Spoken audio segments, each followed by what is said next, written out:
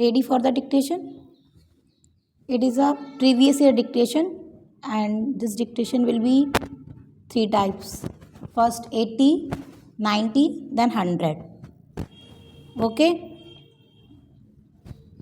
So ready? Start.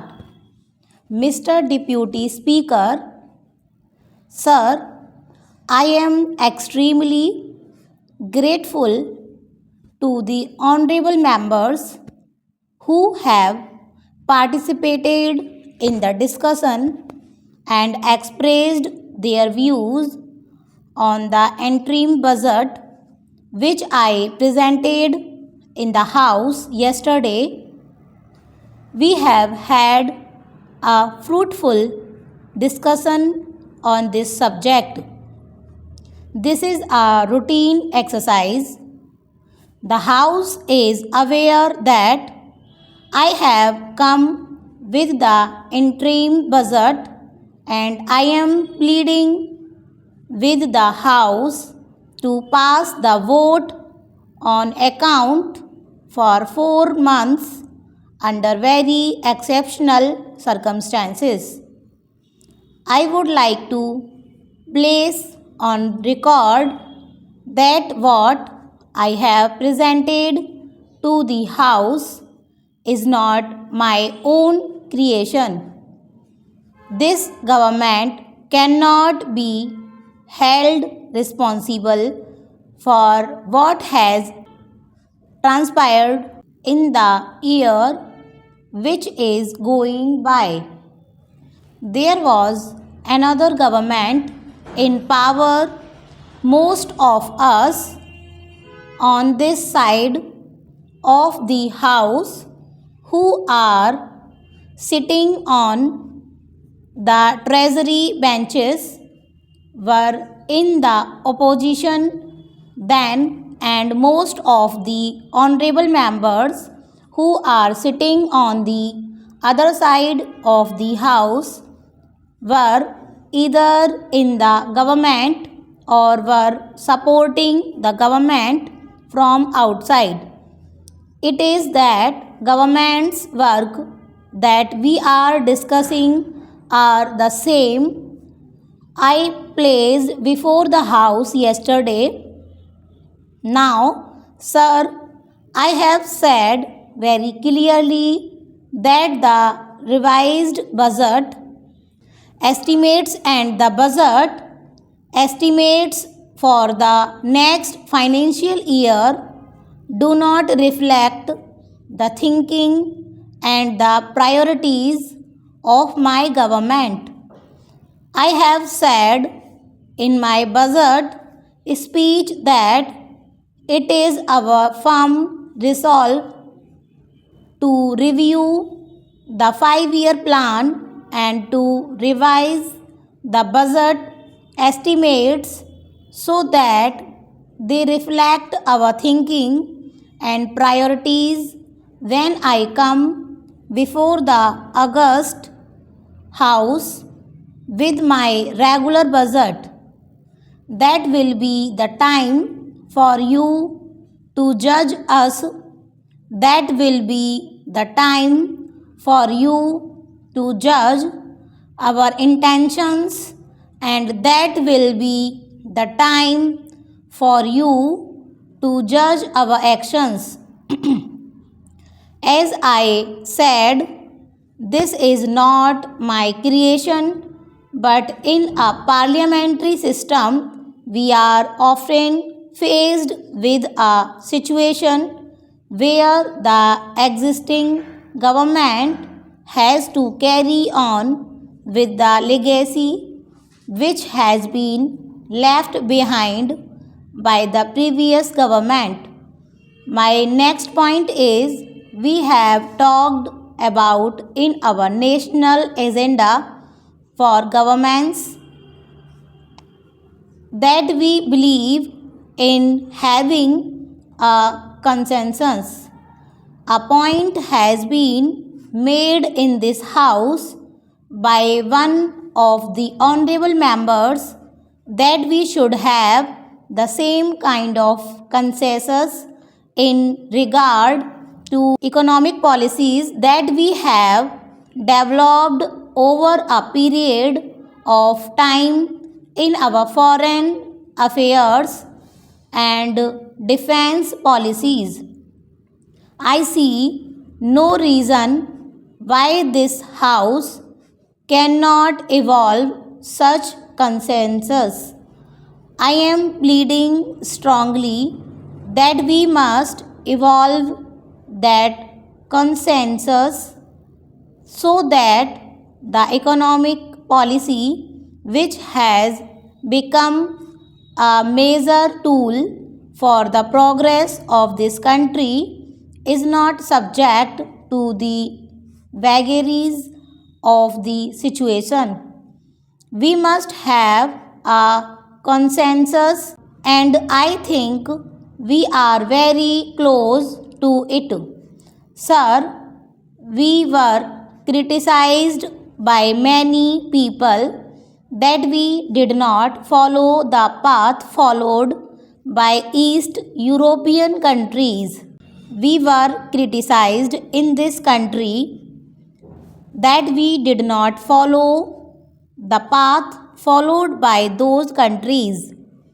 There was a thinking at that point of time that it was the best model of development. That model of development has collapsed. Then we were told that the countries of South Asia were the best models of development and India should follow those models of development. Now they too have collapsed today. They are going round the world with beginning bowl. Therefore, I would like to emphasize before this House that the only model of economic development that India can follow is the Indian model of development. There is no model in the world which Indian can follow successfully except the model which we must devise ourselves on the basis of the concepts which have been handed down to us by the great leaders of the past. If we do that, then consensus building will not be difficult. The honorable members have talked about foreign investment. I hope the honorable members are aware that foreign investment at the best of time has played only a marginal role in our economy. I have absolutely no hesitation in stating on behalf of the government that my government welcomes the foreign investment. But this kind of investment in India is welcome in certain areas which we call priority areas, including infrastructure. We are not interested in areas where we do not need it and they are interested to come to our country for their own profit. Unfortunately, I do not have the time to go into the details. The demand for level playing field by the Indian industry has risen not from our party, but it was raised by the Indian industry itself. I am not saying that we believe in the level playing field also, but I have said and I would like to say on the floor of this House that this government should not accord to the foreign investors any privilege or any concession which is not available to the Indian industry. This point has been discussed in the cabinet and the same view is expressed in the President's address to both the houses of Parliament. Sir, some honorable members have made a number of points during the discussion of the budget in the House. I do not have time to go into all of them. I plead to the honorable members to bear with me. I have not taken all the points which have been made, and I will be able to clear the position of my government on those points when I will present the budget of my government in the next session.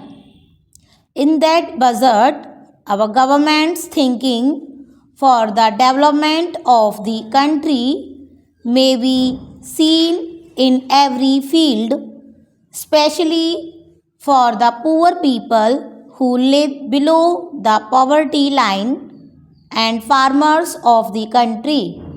Sir, with these few words, I conclude my speech and request the honorable members of this House to pass this interim budget. At last, I thank you for giving me an opportunity to speak. Stop. ये हो गया आपके 1000 word. ये grade C का matter था. Start. Mr. Deputy Speaker, Sir, I am extremely grateful to the honorable members who have participated in the discussion and expressed their views on the interim budget which I presented in the House yesterday. We have had a fruitful discussion on this subject. This is a routine exercise. The House is aware that I have come with the interim budget and I am pleading with the House to pass the vote on account for 4 months under very exceptional circumstances. I would like to place on record that what I have presented to the House is not my own creation. This government cannot be held responsible for what has transpired in the year which is going by. There was another government in power.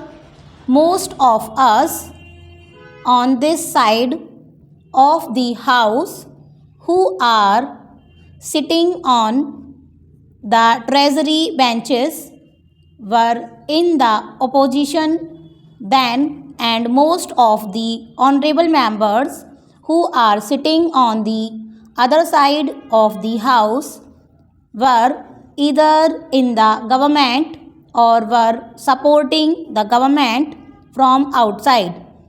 It is that government's work that we are discussing are the same I placed before the House yesterday. Now, sir, I have said very clearly that the revised budget estimates and the budget estimates for the next financial year do not reflect the thinking and the priorities of my government. I have said in my budget speech that It is our firm resolve to review the 5-year plan and to revise the budget estimates so that they reflect our thinking and priorities when I come before the August House with my regular budget. That will be the time for you to judge us. That will be the time for you to judge our intentions, and that will be the time for you to judge our actions. As I said, this is not my creation, but in a parliamentary system, we are often faced with a situation where the existing government has to carry on with the legacy which has been left behind by the previous government. My next point is we have talked about in our national agenda for governments that we believe in having a consensus. A point has been made in this house by one of the honorable members that we should have the same kind of consensus in regard to economic policies that we have developed over a period of time in our foreign affairs and defense policies. I see no reason why this House cannot evolve such consensus. I am pleading strongly that we must evolve that consensus so that the economic policy, which has become a major tool for the progress of this country, is not subject to the vagaries of the situation. We must have a consensus, and I think we are very close to it. Sir, we were criticized by many people that we did not follow the path followed by East European countries. We were criticized in this country that we did not follow the path followed by those countries. There was a thinking at that point of time that it was the best model of development. That model of development has collapsed. Then we were told that the countries of South Asia were the best models of development and India should follow those models of development. Now they too have collapsed today. They are going round the world with beginning bowl.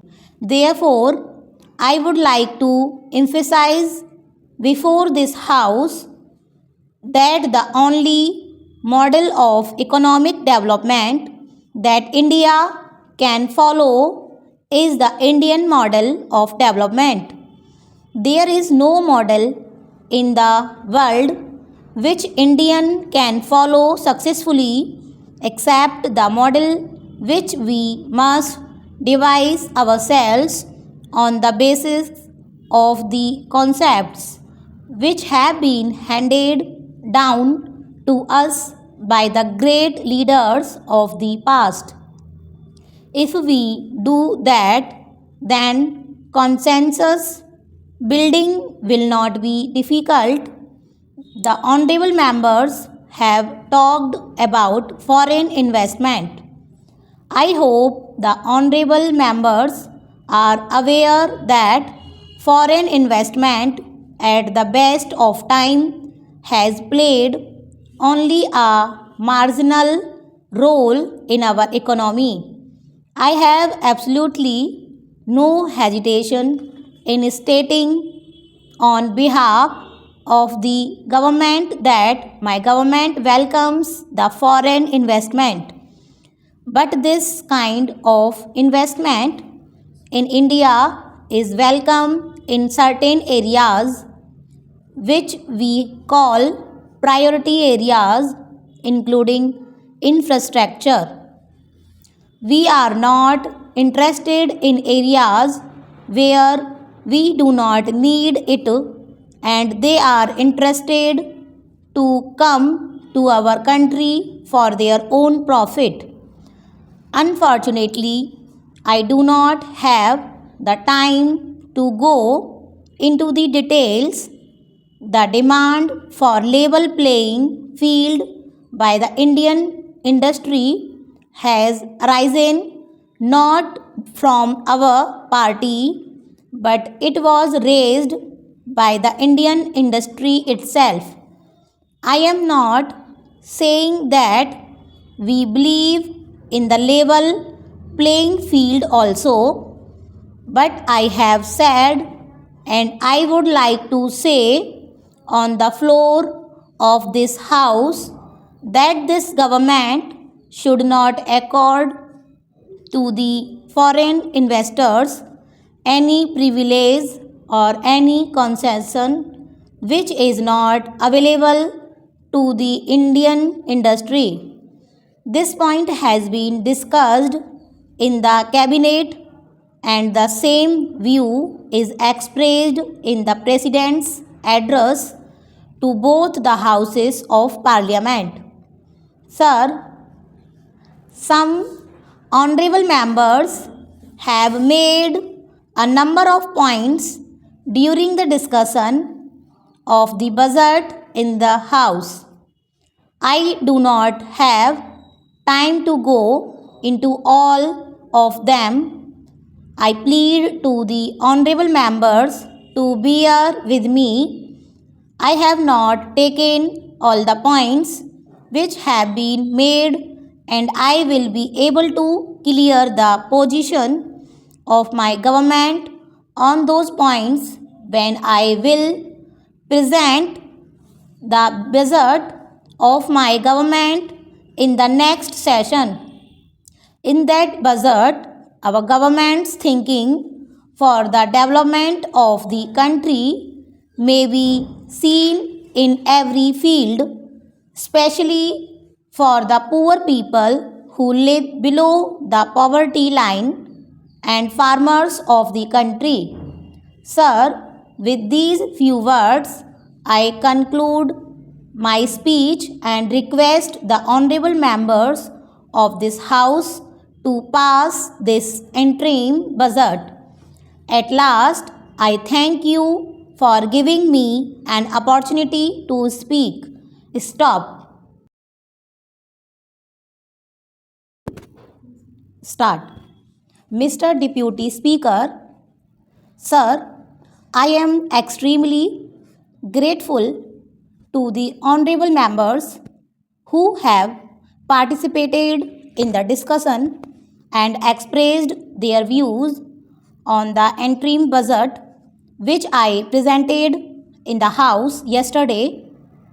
We have had a fruitful discussion on this subject. This is a routine exercise. The House is aware that I have come with the interim budget, and I am pleading with the House to pass the vote on account for 4 months under very exceptional circumstances. I would like to place on record that what I have presented to the House is not my own creation. This government cannot be held responsible for what has transpired in the year which is going by. There was another government in power. Most of us on this side of the House who are sitting on the treasury benches were in the opposition then, and most of the honorable members who are sitting on the other side of the house were either in the government or were supporting the government from outside. It is that government's work that we are discussing are the same I placed before the house yesterday. Now, sir, I have said very clearly that the revised budget estimates and the budget estimates for the next financial year do not reflect the thinking and the priorities of my government. I have said in my budget speech that it is our firm resolve to review the 5-year plan and to revise the budget estimates so that they reflect our thinking and priorities when I come before the August House with my regular budget. That will be the time for you to judge us. That will be the time for you to judge our intentions, and that will be the time for you to judge our actions. As I said, this is not my creation, but in a parliamentary system, we are often faced with a situation where the existing government has to carry on with the legacy which has been left behind by the previous government. My next point is we have talked about in our national agenda for governments that we believe in having a consensus. A point has been made in this house by one of the honorable members that we should have the same kind of consensus in regard to economic policies that we have developed over a period of time in our foreign affairs and defense policies. I see no reason why this house cannot evolve such consensus. I am pleading strongly that we must evolve that consensus so that the economic policy, which has become a major tool for the progress of this country, is not subject to the vagaries of the situation. We must have a consensus, and I think we are very close to it. Sir, we were criticized by many people that we did not follow the path followed by East European countries. We were criticized in this country that we did not follow the path followed by those countries. There was a thinking at that point of time that it was the best model of development. That model of development has collapsed. Then we were told that the countries of South Asia were the best models of development and India should follow those models of development. Now they too have collapsed today. They are going round the world with beginning bowl. Therefore, I would like to emphasize before this house that the only model of economic development that India can follow is the Indian model of development. There is no model in the world which Indian can follow successfully except the model which we must devise ourselves on the basis of the concepts which have been handed down to us by the great leaders of the past. If we do that, then consensus building will not be difficult. The honorable members have talked about foreign investment. I hope the honorable members are aware that foreign investment at the best of time has played only a marginal role in our economy. I have absolutely no hesitation in stating on behalf of the government that my government welcomes the foreign investment. But this kind of investment in India is welcome in certain areas which we call priority areas, including infrastructure. We are not interested in areas where we do not need it, and they are interested to come to our country for their own profit. Unfortunately, I do not have the time to go into the details. The demand for level playing field by the Indian industry has risen not from our party, but it was raised by the Indian industry itself. I am not saying that we believe in the level playing field also, but I have said, and I would like to say on the floor of this house, that this government should not accord to the foreign investors any privilege or any concession which is not available to the Indian industry. This point has been discussed in the cabinet, and the same view is expressed in the President's address to both the houses of Parliament. Sir, some honorable members have made a number of points during the discussion of the budget in the House. I do not have time to go into all of them. I plead to the honorable members to bear with me. I have not taken all the points which have been made, and I will be able to clear the position of my government on those points when I will present the budget of my government in the next session.